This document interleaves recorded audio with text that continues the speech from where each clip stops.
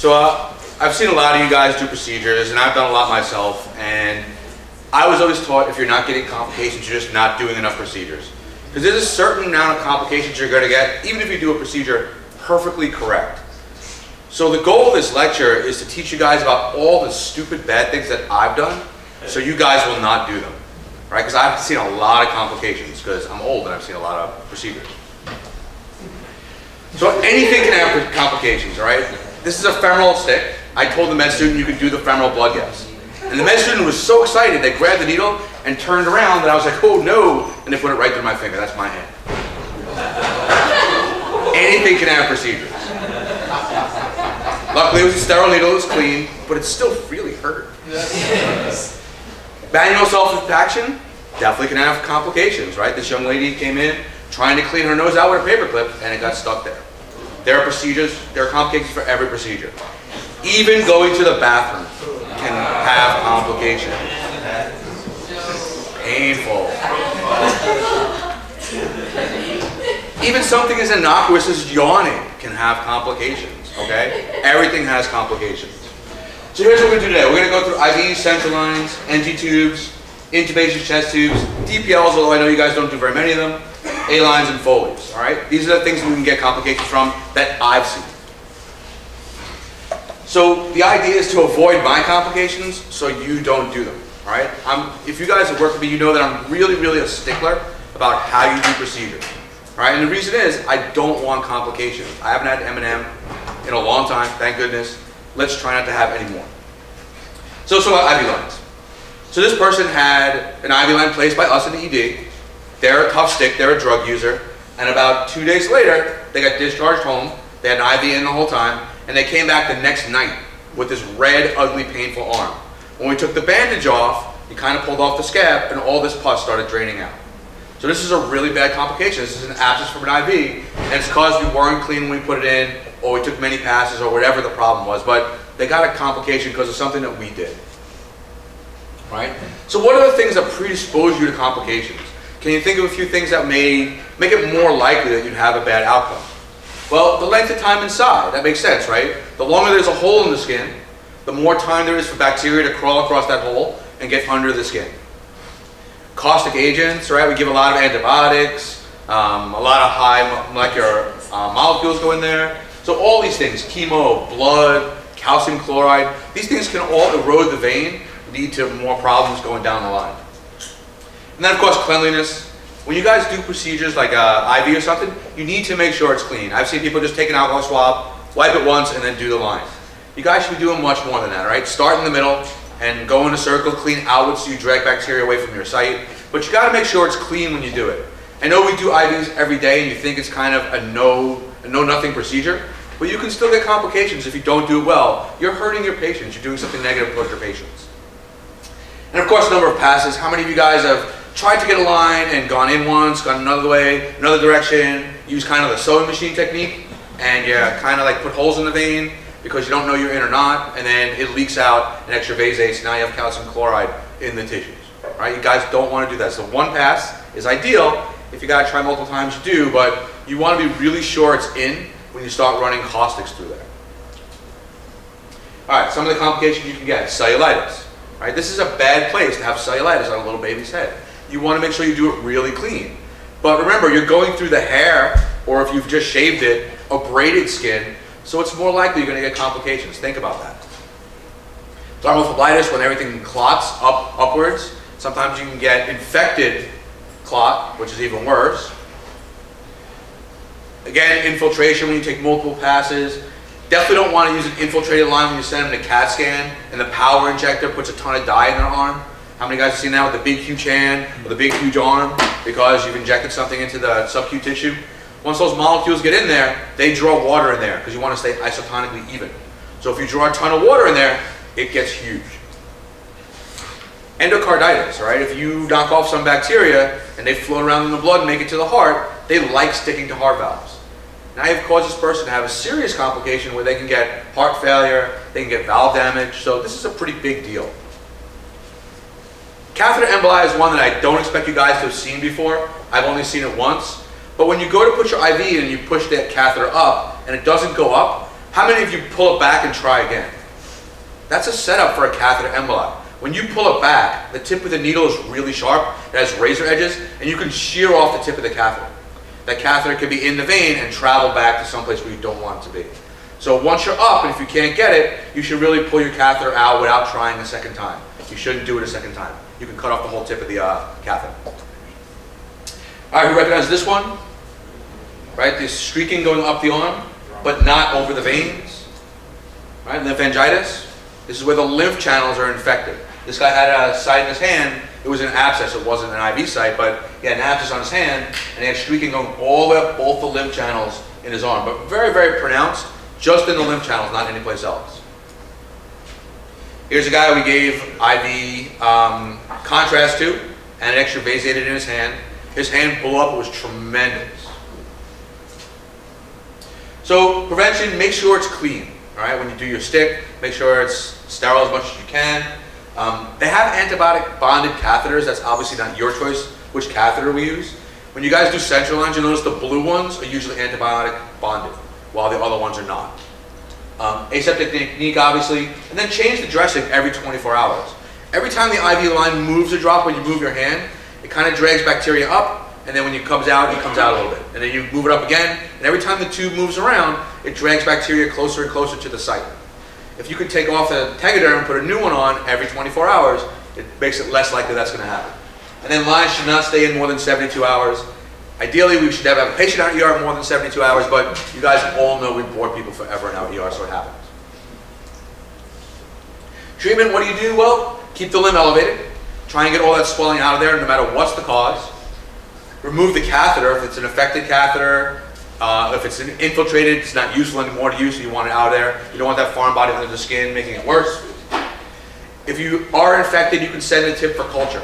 Remember, anything inside your body, your body tries to like make self. So what it does is it takes the tip of the catheter and lays fibrin over it. That's how it tries to make the catheter part of the body. Unfortunately, that fibrin is really sticky and bacteria get stuck on it very, very easily. So if you have an infection, chances are the infection is on the catheter, it's in the fibrin. So if you send the catheter down to the lab, they can roll it across the plate and plate it and tell you what your organism is and tell you what it's susceptible to. Of course, draw blood cultures, especially when they're febrile. You know it's systemic then. Give them antibiotics. And some of these guys, if they're still febrile and not getting better, you need an echo and an ID consult. There's a chance they can have an infected heart valve. All right, let's move on to central lines. That's the old C1 for you guys who have ever been to the holding area. So overall, there's between 1 and 10% complication rate, depending on what you read and who you are doing the procedures. It depends on which route you take and who you are, how experienced you are. Right? The most common procedure complication of central lines is arterial puncture. I remember when I was an intern, PGY2 up at Our Lady of Mercy in the Bronx, and I was doing a central line. I was on neuro. I wasn't even in the ED, but I was bored, so I went to help out, and I helped an intern put a line in, and we stuck the carotid. And I went back down there to do a consult like 2 hours later, and the guy's neck was like this big. And I was like, you guys didn't hold pressure long enough. It's not my fault, I'm on neuro. Pneumothorax also occurs. I'm sure you guys have seen that before too. The vessels can clot. You can get DVTs and thrombosis from central lines. And then obviously you can get catheter-related infections. That's why we put that little blue disc on there, trying to stop anything from getting inside. But in crazy cases, you can get emboli, you can get heart injuries. If you wrap the wire around a valve, you can cause valve injuries. You can do a lot of weird stuff that you've never expected. Arrhythmias. I remember many, many years ago, I was probably a second-year attending, and myself, Mark Spector, who was an APD back then, and Hochstein were all standing at the end of the bed watching intern put a central line in. And his back was to the monitor. And he put the wire in, and it got really deep, and he went into V-tach. And all three of us at the same time said, pull the line out. And the intern said, why?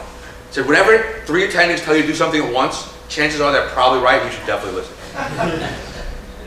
And then, this is one that I had many, many years ago. I was putting a line in with an intern, and I told the intern to go more medial. And the intern's like, are you sure? It's kind of medial. I was like, yeah, go more medial. I think you're missing it. And we didn't have a sonogram that day because that was a long time ago. And all of a sudden, they got air back. And both of us were like, oh crap, we shouldn't get that. And then I was like, thought we had a pneumothorax, but then I realized that the person was gurgling. So we had gone so medial, we popped the trachea and popped the ET tube cuff. Any complication you can imagine, I've seen before. Good for her. I mean, she got to do an extra intubation because we took the tube out and had to put a new tube in, but don't do that. Don't do the things I've done already. Predisposing factors, well, body habitus. It's going to be hard to put a line in this guy's neck, right? This guy should probably get a femoral, because everybody knows you don't work the legs like you work the top of the body. Asthma, COPD, this makes your lungs really hyperexpanded and pushed up into the apex, pushed forwards against the subclavian. So this is a person who has asthma, COPD, you really don't want to be putting subclavians in, because there's a really big risk that you're going to hit the lungs, much more than if you're a non-asthma COPD patient. People who have cancer are hypercoagulable, so more likely to have clots. People who are on anti-clotting agents like Coumadin, more likely to have bleeding, especially if you hit the artery. All right, we recognize the complication here. So remember, when you breathe, your ribs go outwards, and it makes your chest cavity bigger. The way you breathe is by making your chest cavity bigger and sucking air in through your mouth. That's the way your body works. But if I put a new hole in, let's say in your neck, and you breathe, that makes negative pressure in your chest, which sucks air in through the catheter as well. This is why when you put a line in, as you pull the guide wire out, you should put your thumb over the catheter. If you have a person who's spontaneously breathing while you put a line in, they can suck air into the vein, which is air from the room, air in our ER, not sterile, right? And they can get all that air into their venous system. So you really want to try and avoid those, right? If they get enough air in there, you can actually fill the heart with air, and then they can't pump, and then they'll die. So you want to make sure you don't get any air in there. So which method is safer, IJ or subclavian? What do you guys think? Yeah, IJs are safer, but it's the one that you're best at. If you're really good at subclavians, then IJ is not safer. But most of you guys don't do that many subclavians because we just don't do them anymore. Trauma is down. That's the main place where we do subclavian lines, right? People have collars on where you can't get to their IJ. So we end up doing subclavians in those people. Trauma is down. We don't do as many as we used to do, but it's whichever line you are better at. The one where you feel more comfortable, you're less likely to make a mistake. But IJ, in the end, if you're good at both, IJ will have less complications than subclavian. So these are actually pretty cool. These are smart needles, all right? These smart needles, they have a catheter that has an ultrasound in the tip of the needle. This is what cardiology uses when they do CAS and A-lines. But you can actually point the needle, tell what flow you have, and then stick it. It makes it much, much less of a chance to have a complication. Again, 50% less complications if you do ultrasound guided lines. Definitely not a surprise. The only problem is when it gets hairy in there and you have to go really quick, it's hard to do an ultrasound guided line. So you're sort of at risk for complications. Who recognizes this one? All right, dissection of the IJ. If you get the needle in, but don't put it all the way into the vessel and you try to thread your wire up, you're going to push the intima off of the vessel. Right? Then you cause them to have dissection. They often get clots from that. They often throw emboli from that. It's a big problem. Can you guys see this one? This one's a little tough because it's very, very subtle. They have a pneumothorax. Right? But this person's already had mediastinal surgery, so you know it's going to be a hard stick. Can you guys see the catheter in this one? So it's right there. So I swear to God, we put this line in, we got good blood flow back. We took the wire out, fed everything in, and then went to suction again, and nothing came back except for a little bit of clear fluid.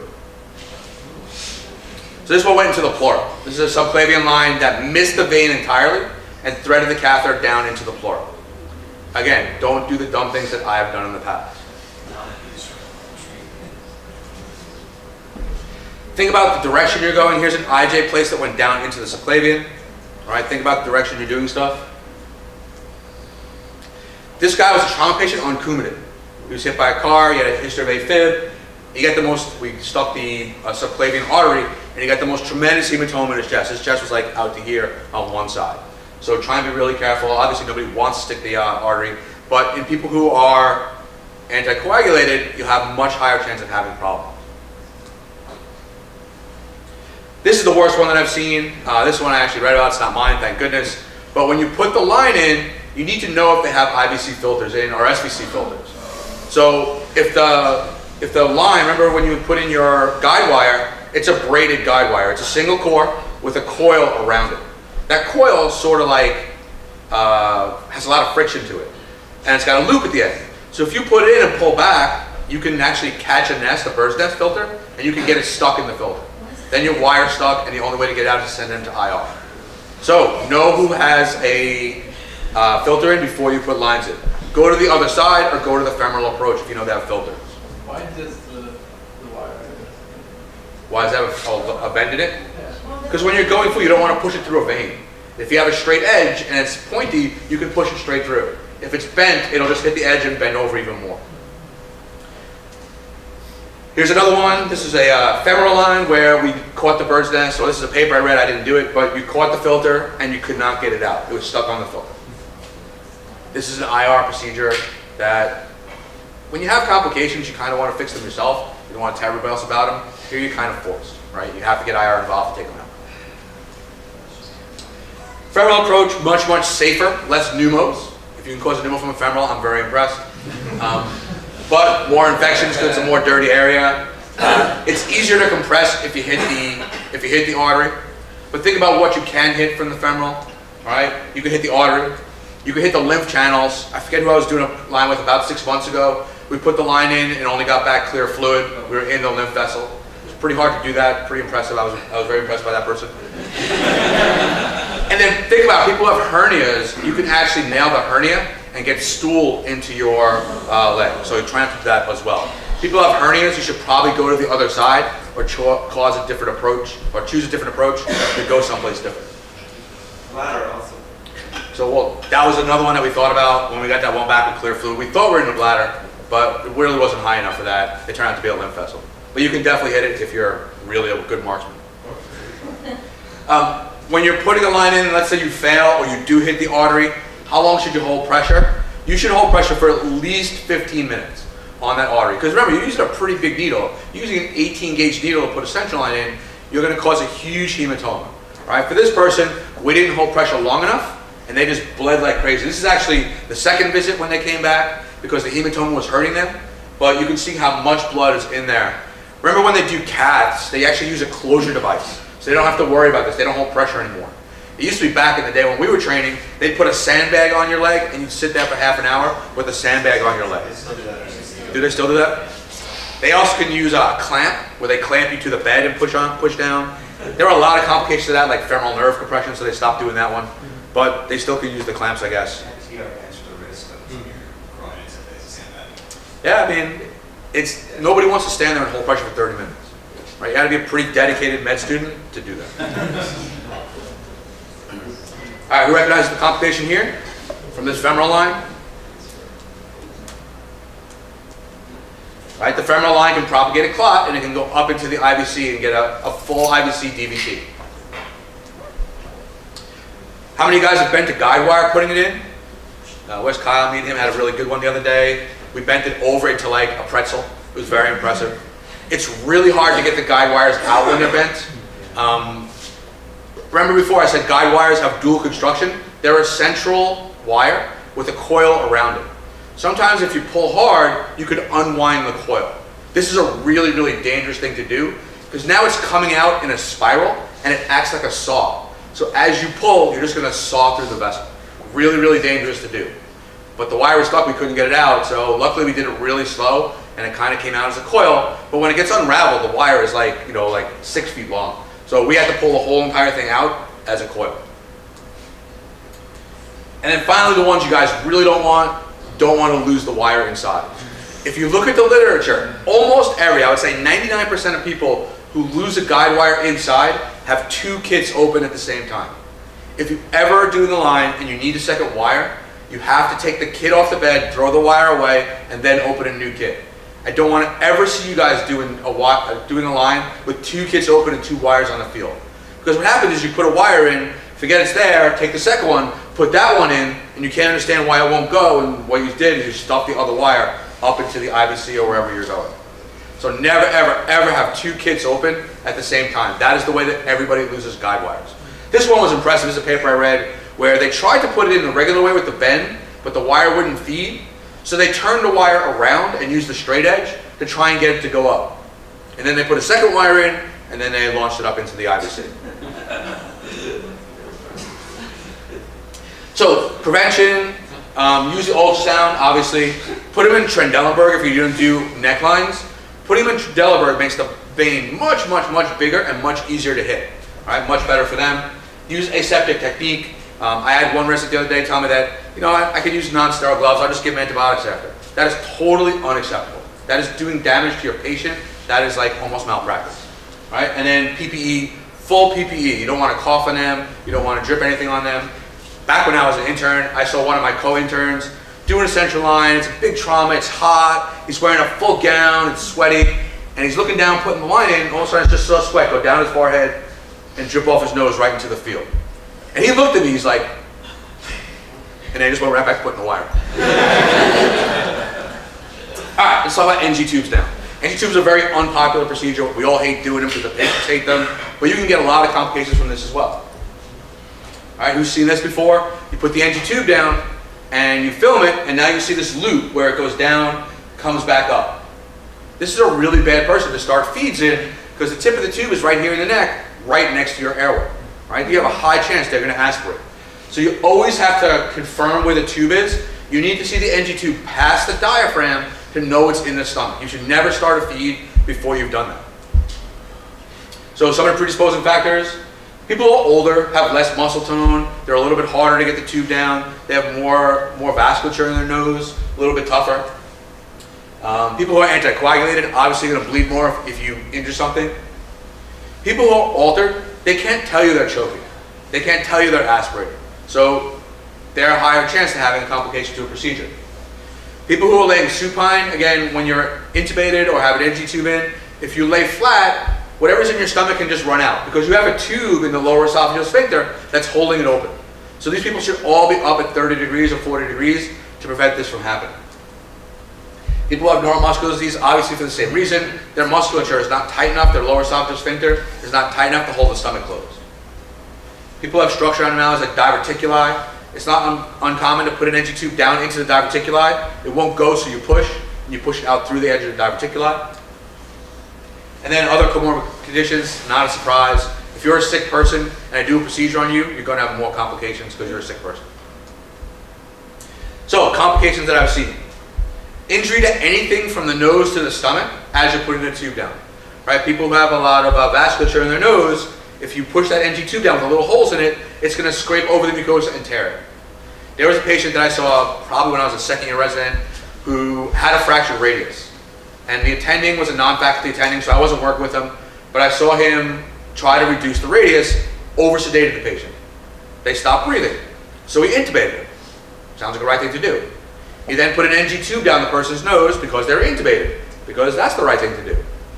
Person woke up from the sedation, he extubated him, pulled the NG tube out.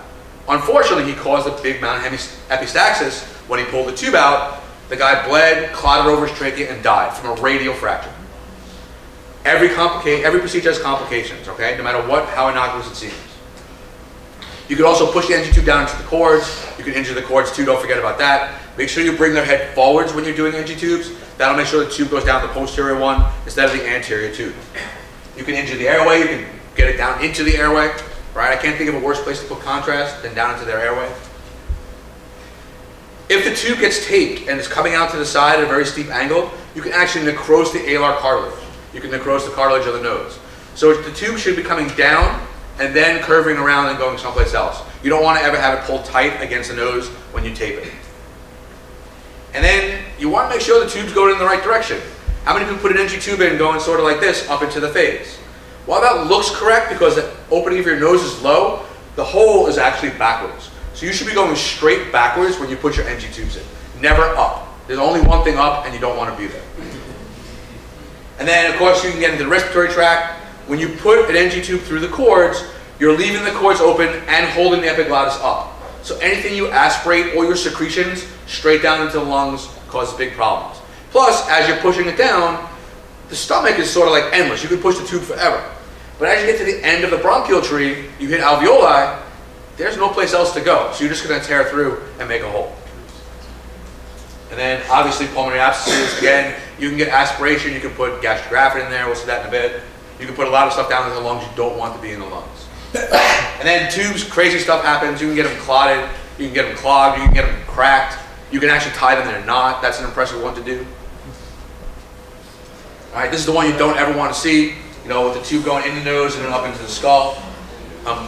There's not very many cases of this published, and I'm not sure if it's because it's really rare or just nobody wants to admit to doing it. I'm hoping it's the first one, but I think it's probably more the second one. Nobody wants to put their name on and say, hey, look what I did. So here's that gastrografinogram, right? We put the NG tube down, we gave him gastrografin for his trauma, and then the guy started to cough, and he pulled the tube out. We shot this film, look how nicely outlined the alveoli are with gastrografin, right? This is the x-ray you don't want to have. Don't do the same dumb things I did. Make sure you confirm where the tube is. The tube's got to cross the diaphragm to be in the stomach before you start giving them some sort of thing down the tube. All right, how to prevent them. This is what's important for you guys, the takeaway points. Viscous lidocaine or lidocaine with epi in the nose. It's more comfortable, and if you use lidocaine with epi, it vasoconstricts all the vessels in your nose, makes it less likely to bleed, less likely to be torn, and if it does bleed, it'll bleed less. Plus, it's just nice to the patient. So take a 3cc syringe with lidocaine with epi, take an angiocath without the needle in, and squirt in a half cc, and tell them to breathe in. It tastes salty, it smells bad, but it's going to make it much easier for the patient when you put the actual NG tube down. Entrance angle, again, backwards, not up. Place it deep. If you can get into the small bowel, it's got to go through 2 different sphincters to get back to your lungs. If it's just in the esophagus or even high in the stomach, it's only the lower esophageal sphincter that it's got to cross and not the pylorus. Tape it in position well. Some may say that this is even a little bit tight, but you want it to be taped in position so it's coming down and then looping around. You don't want to pull on the side of the nose. Elevate the head of the bed so they can't aspirate, and then confirm placement before you put anything down there. A lot of you will take a 2B syringe and just push, listen for air. That's a pretty good test, but it's not 100%. I want to see the x-ray and make sure it's crossed the diaphragm and goes into the stomach. All right, endotracheal intubation. Who knows who that is? Anybody been here long enough to recognize that guy? That's Dr. Minoak. He's one of our attendings, or at least used to be. He used to let us intubate him on boring shifts because he wanted us to practice intubations. He's a little crazy. So we were doing this intubation, and the intern tells me I can't see anything, it's too dark. I was like, did you check your equipment? He's like, yeah, the bulb was there, I swear. It was working fine. Pulled it out, there's no bulb on the laryngoscope. Shot the film, and I know why his bulb was not working, because it wasn't attached to the laryngoscope. Right, so if a bulb is iffy, like if you move it, it goes on and off, make sure it's screwed in nice and tight. Right, because if it's not screwed in tight, you can find it down in the stomach a little bit later on. Stomach is better than lungs. If you're going to put it someplace, put it to the esophagus, if you got a choice. Not the NG tube, but the bulb. Alright, bad B's of intubating, alright? People with a beard, it's really hard because it's bushy, you can't get a good seal on the mask, it gets in your way. People with a broken jaw, when you pull, it goes in all weird directions. Plus you get hematomas that can distort the anatomy. Makes it a little bit tougher to get the ET tube down. People have blood in their airway, it's obvious you can't see. People with foreign bodies, either down in their esophagus or in their mouth, you don't want to intubate somebody while they have broken teeth in their mouth, right? Those teeth are just going to go right down into the airway of the stomach, if you're lucky it's the stomach. People with a big short neck, right? It's really hard to intubate people when they have a little tiny chin and a little tiny short neck. This dude's going to be a total nightmare, right? Little tiny neck, little tiny jaw, baby-sized jaw. If they're blue, if they're hypoxic to start with, that's a hard tube. You're really, really rushed. You don't have very much time. That's not the time when the intern should take a look and be like, this is my first airway, let's see if I can get it. This should be an experienced intubator doing this one.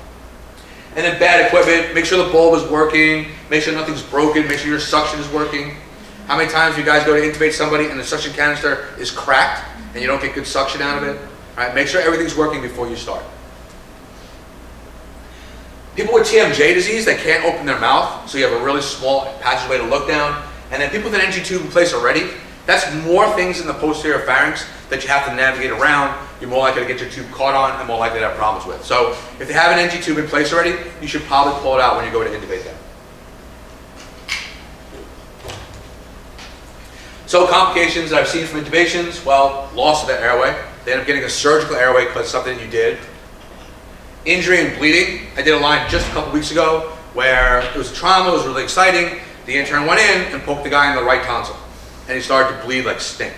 right? Really vascular area. Remember, the tip of the Mac blade is round on the front, but the corners are still really pretty sharp. You can injure a lot of stuff that way. You can injure the uvula, you can injure a bunch of things. They can aspirate. How many times have you guys pulled up, and as soon as you pull up, you release the upper esophageal sphincter, and everything comes out at you, whatever they've eaten in the last 24 hours? Always a nightmare to see. You can get false tracts, right? I've seen this a lot of times where EMS intubates these like 97-year-olds, and they're really, really brittle. And they put the tube in, and it goes posterior, it goes right through the pharynx into the mediastinum. And then you start to bag, and they explode, they blow up, because they're all filled with air. Look at that Michelin there. You can lose the tube. I've never done this one, but I've read about it. Don't lose your ET tube, that's just like bad form. And then you can get airway stenosis, you can get granulomas, you can get narrowing, you can get scars.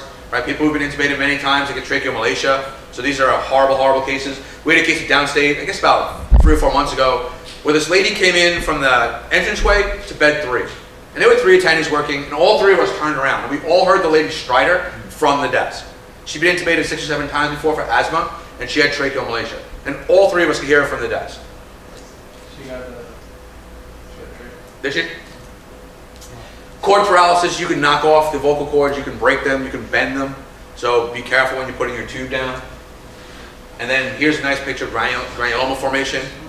All right, this person's been intubated a bunch of times. Every time the tube goes down though, when it stays, it causes irritation, it causes scar tissue to form. Things you can injure: lips, teeth, tongue, uvula. You know, if you poke the uvula with either the tube or the blade, that's a pretty good shot, pretty impressive. I don't ever want to see one of these when I'm intubating. It's kind of like a target. Arytenoids, trachea, esophagus, the lingual nerve. People get tongue paralysis from being intubated for too much.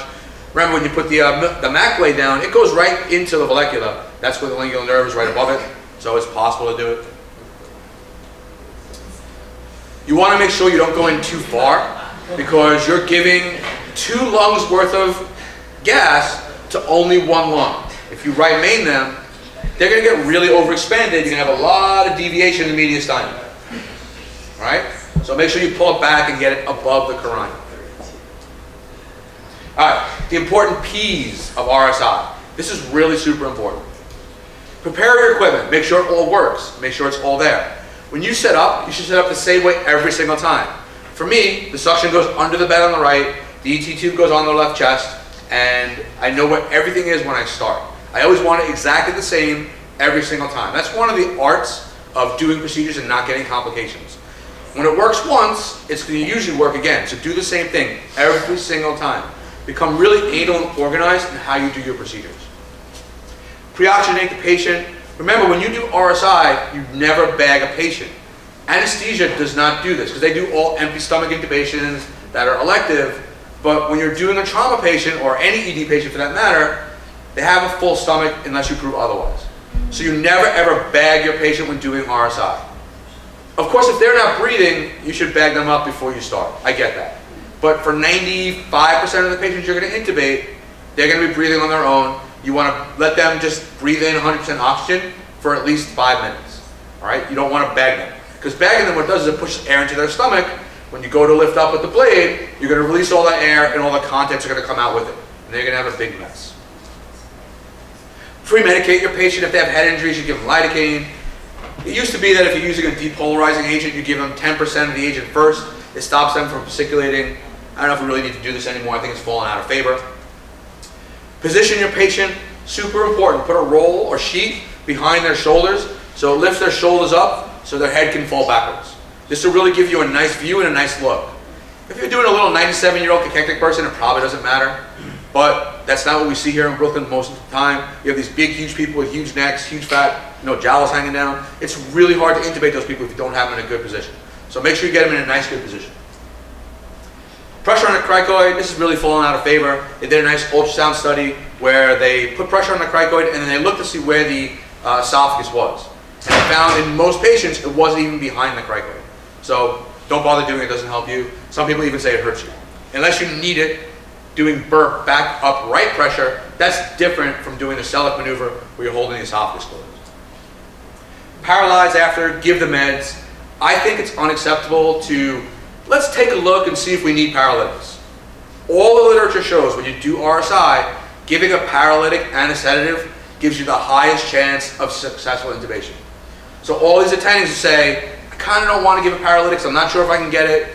That's not acceptable. You're going to have a lower chance of getting the tube in if you don't give the paralytic. Right? That's what all the literature says. Pick the tube off the floor when you drop it, very important. Pass your tube. A couple more P's to think about. Pretend the intern failed, so you get your tube yourself, push the semen out of the way. And check your tube position. Make sure it's in the right place. Make sure it's not deep. Right? Preserve your depth, put tape on it, hold it against either the face or a tube holder, but make sure it doesn't move, and make sure it's taped at the place where you started. Right? People will be really overzealous. They'll check breath sounds, then they go to tape and push it another 3 inches, and then tape it there in the wrong place. So make sure it's where you want it to be. After you've taped it, confirm confirmation breath sounds equal bilateral again a second time after you've taped it down. All right, this is that one where EMS comes in and says, she's really hard to bag, and right after we tubed her, she started getting huge. I'm not sure why. Well, I know why, because the tube's in the mediastinum. It's not in the airway. Right? All the stuff is all air in the soft tissue, air in the muscles. Here's a CT of that. All this stuff is all air in the muscles. Here the tube is in the trachea, probably the second attempt, but air in the muscles. All right, which blade do you use is up to you. The bigger the blade, the higher chance you have of causing an injury. This is actually an 11 miller blade. This is what we used to use when we did sheep intubations. We did a lot of sheep studies. One of the ones we did is we put 4 sheep on 1 ventilator, and we proved that we could keep them alive for 24 hours on 1 single ventilator. This is like in case you have like a big flu epidemic, like oh so now, and you run out of ventilators in your hospital, you can put 4 people on 1 ventilator, just give them 4 times the volume and it actually works. We hadn't done the second study yet where you put filters on to make sure there's no cross-contamination.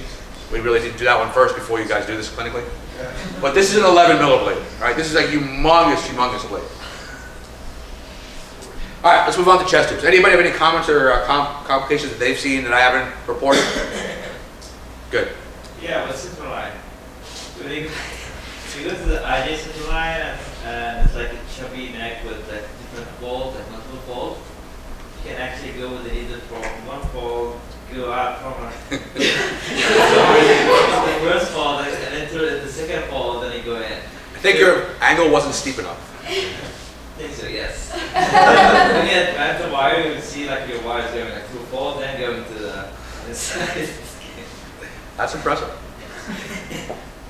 I'll try to find a picture for you, but when I was on NICU, it was an end-stage renal patient who had femoral catheters, and the overzealous ER team put in an IJ and somehow broke the actual like IJ catheter itself, trying to shove it in, because he had all collaterals.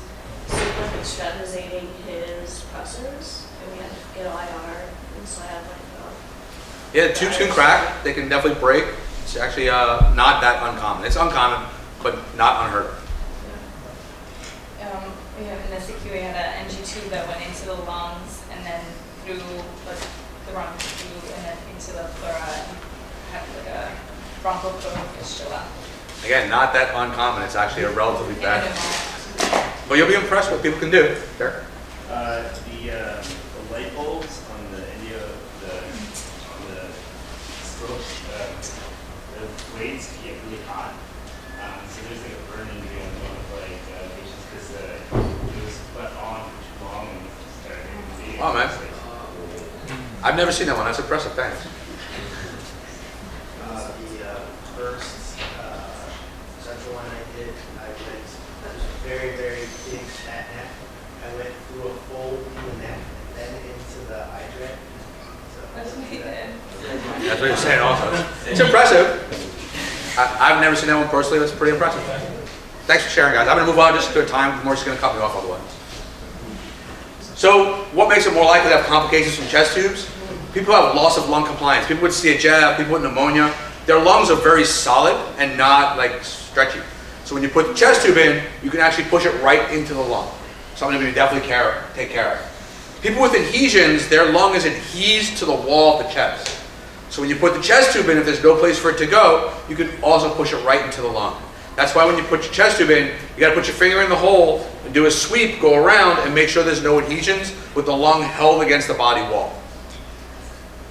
Left-sided tube is more common. There's something on the left, your heart, more likely to hit it, so you want to make sure you don't do that. Multiple tubes, multiple attempts. These guys with loculations, and if the tube is not draining, putting in a second tube makes more portals for bacterial entry. Also, when you're getting a second tube, chances are it's a complicated case anyway, so more likely to have complications. And then trocar use. You guys have all seen this in the kit, right? This is how they used to put chest tubes in. They load this trocar onto the sharp piece, and they just pop it in your chest. They pull the middle piece out and leave the hole there, put the chest tube down the hole, and pull the trocar out. So this is a really dangerous way to do it when you have adhesions. I know, Taylor, right? People used to do crazy things back in the day. They were really fast, I gotta be honest, but really dangerous. You're stabbing somebody in the chest with a big, huge metal object. Complications. Luckily, it's only 1% overall, most chest tubes. That's pretty good. You can injure anything, heart, lung, neurovascular bundle if you go too close to the upper rib, liver, spleen if you're down below the diaphragm. I encourage you guys to make sure you go high enough. Don't go into the belly. There's a lot of dangerous things down there you can hit. It can be misplaced in any one of numerous places. Kinking non-functional tubes. I've seen people put them in to like 84 centimeters so the tube goes into the top of the lung, bends over back on itself. Don't go in too deep. You only need to be in about 3 or 4 inches or 3 or 4 centimeters to be inside. Empyemas, obviously, who was with me the other day? We saw a full pleurovac full of pus for an empyema that we call it. So it's very impressive. Horner syndrome, you can nail the superior cervical ganglion and cause them to get a Horner syndrome. And then bronchopleural fistulas, like we talked about before. So who recognized the problem in this x-ray? Where's that chest tube? Yeah, this is the embarrassing one. You never want to see this one on x-ray because then surgeons get mad at you and say you shouldn't be putting tubes in because you don't know what you're doing. So make sure you recognize where this hole is. Every medical device that goes into the body, if it's fenestrated, has holes in it. The last hole, the most distal hole away from the body, will always have the radiopaque stripe over that hole. So you know where the last hole is. Because if that hole is outside the body and the rest of the chest tube is inside the lungs, you now have a cavity or a passageway to go in and out of the body. So you got to make sure that last hole is inside the rib cage. Right? Super important, otherwise you're going to get infections. You're going to have a passageway from outside to inside. All right? Things you can do to prevent getting complications of anything. Go to the 4th space or higher. You never want to see this one where it's down in the liver. All right?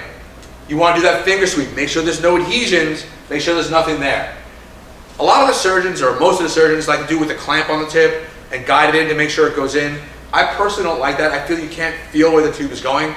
I put my finger in the hole that I've created and exchange the tube for my finger. So I know where the tube is going. I think it's a much nicer way to do it, and I know where it is. And you always want to make sure you go right over a rib so you don't hit that neurovascular bundle that hangs underneath the rib on top of you. Here's a lap from that guy who got the chest tube put into his liver, right? Big liver lap caused by us. Right? They were nice enough to give me the intraoperative procedures, intraoperative pictures. Thought that was rubbing it in a little bit, but. All right, DPLs. When you Google DPLs, you got a lot of weird things.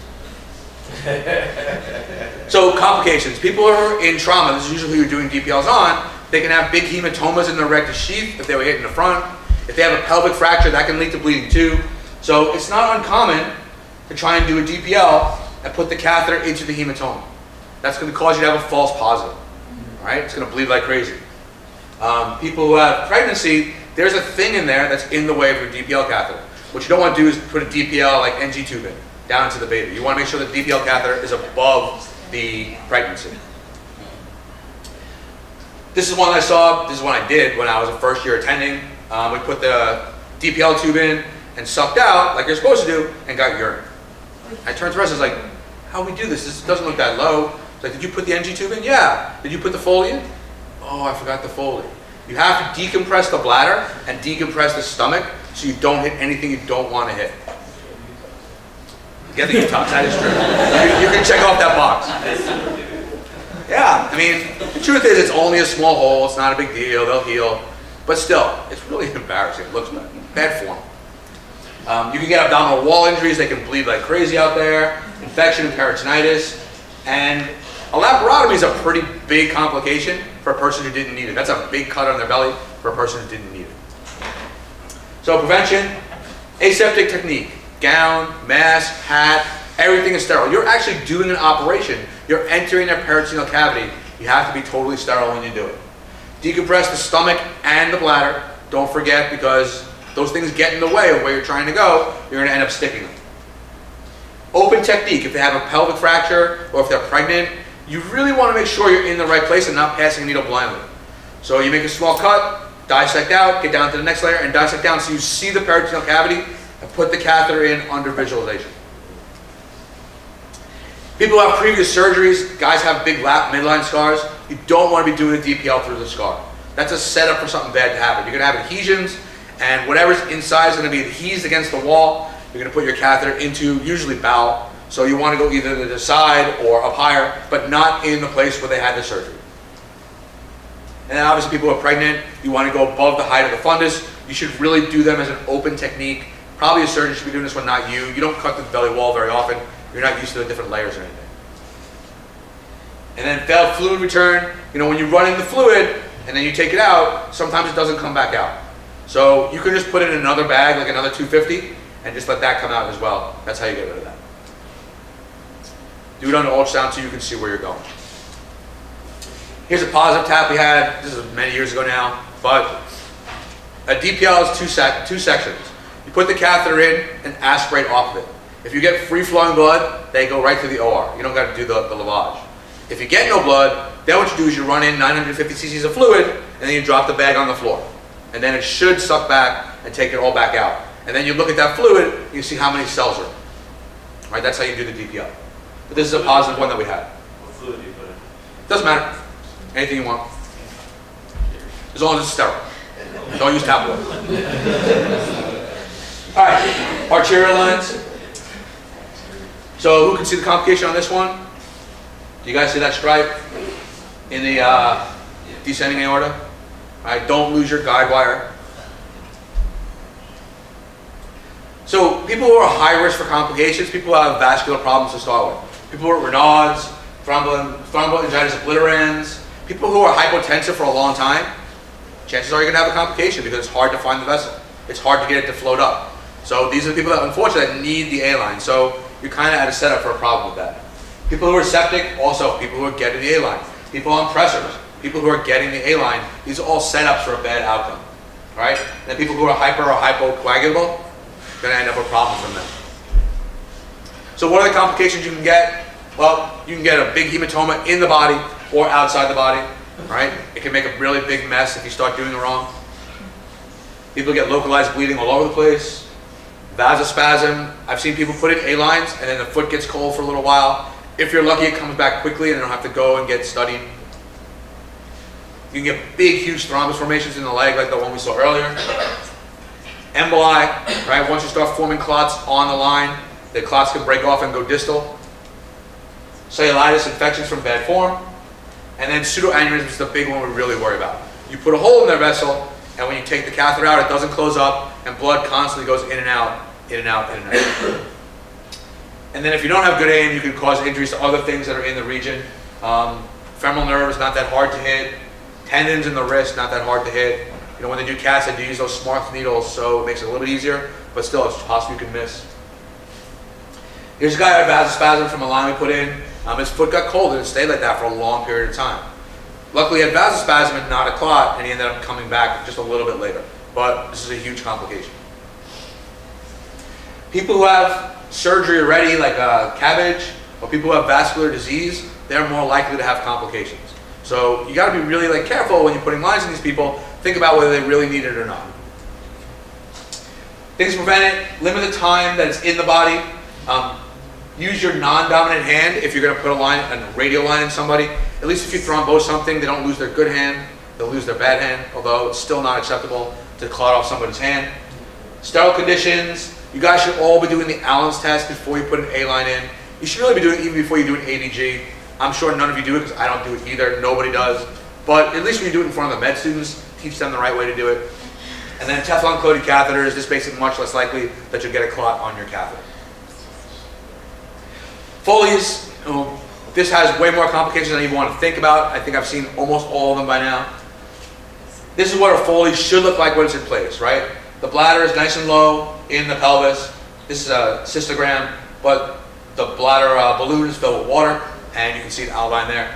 And it's sucked back like against the trigon, against the sphincter. So what gives you predisposing factors to have bad outcomes? Well, being a novice operator, all these new medical students, they want to put Foleys in, they want to be helpful, but they've never done it before. You have to watch them, take them through it. If you learn one thing from this lecture about Foleys, never, ever, ever blow the balloon up until urine comes back. Right? That's a good hint you're not in the bladder. There are times when you put it in, you get gel stuck in the tube, in the holes of the Foley, and that's blocking it, but you have to do something to make sure you're not in the urethra still. There's a lot of times I see where you put the catheter down and you hit the prostate, where you hit a stricture. And the catheter, what it does, it just loops back and comes back at you. If you blow the balloon up there in the urethra, you're going to cause a big injury. So a couple things you can do. Go down the bottom and feel where the Foley is, and feel it all the way back as far as you can get. If you can feel 2 Foleys, you know you've looped it back on itself. This is when you're not getting fluid back. After I do that, what I'll do is I'll press on the stomach and try and force the fluid out of the bladder down the Foley, pushing the gel out of the tube. That often works. If that doesn't work, then you have 2 choices.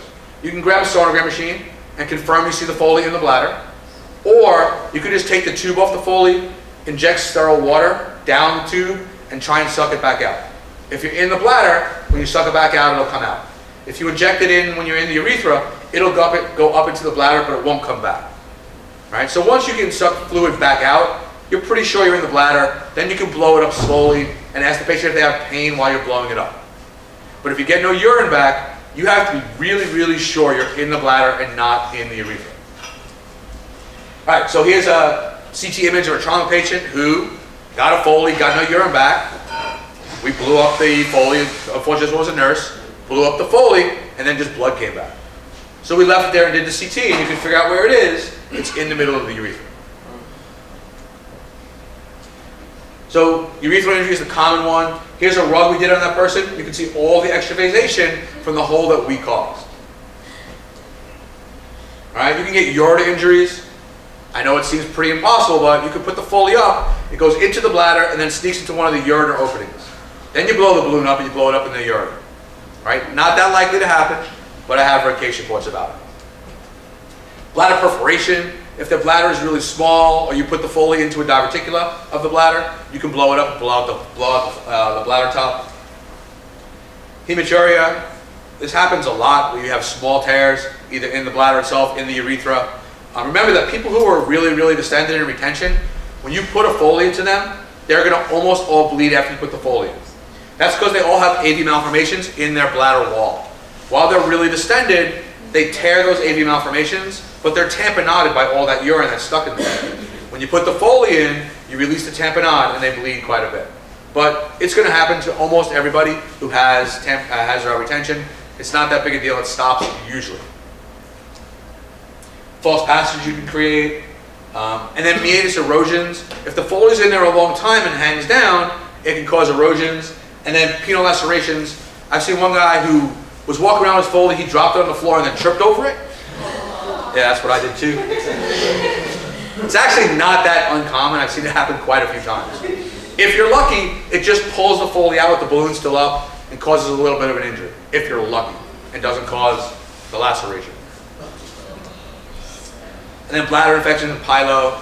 No, that's kind of obvious. When you have an indwelling Foley in place, they're more likely to be infected. And then unable to remove. You guys all remember that when you fill the balloon, it's got to be filled with water, not saline. How many times have you dropped the syringe on the floor? Just go give me a saline flush and I'll fill it with that. You can't use saline. What happens is the water part of the saline diffuses through the rubber of the Foley and you're left with just a salt rock. And now when you go to take the Foley out, you have a rock there, you can't take the balloon down. So make sure you use water. Even if you use tap water, that's fine, but use water, don't use saline. All right, here's another one. This is actually one of those guys who tripped and he pulled on the Foley, he stepped on it, and it pulled the balloon down into the urethra. Luckily, he didn't have a tear, he just got it lodged in the urethra. We took the Foley down and took it out, put a new one in, and did okay. But he didn't cause a tear. But this guy was one of those trip over Foley guys. This is the only one I've seen when I was intern of a knotted Foley. Pretty hard to do, but you see it comes up, there's a balloon right there, it makes a turn, it goes to the side. Pretty impressive. So again, prevention, use lots of lubrication. If you guys are ever changing a Foley from a person with an indwelling catheter, it's really nice when you're taking the Foley out, inject lidocaine jelly down the Foley as you're pulling it out. Because you're lining the whole urethra with lidocaine, you make it much more pleasant to put the second Foley in. These poor guys with indwelling Foleys, it's really unpleasant and irritated to have them in and out all the time. So be nice to your patients, line the urethra with lidocaine. Make sure you do it sterilely. I don't know how many times I've heard people say, it's a trauma, it doesn't matter, they're going to get antibiotics anyway. That is really not acceptable. You're giving your patients an infection for no reason. Again, water in the balloon, not saline. Tape it comfortably to their leg. If they do trip over it and it's taped well, it'll just pull on the leg and hopefully not pull the Foley out. I saw this one paper where they put antibiotics into the Foley bag. And they thought it would stop infections, but it wasn't reproducible on a second study. It only worked in that one study, so nobody ever does it because I don't think it really works. But people have thought about putting antibiotics into the actual bag. Early removal is actually the key. The less time it's in there, the less chance you have of complications. All right, any questions? All right, thank you guys for listening.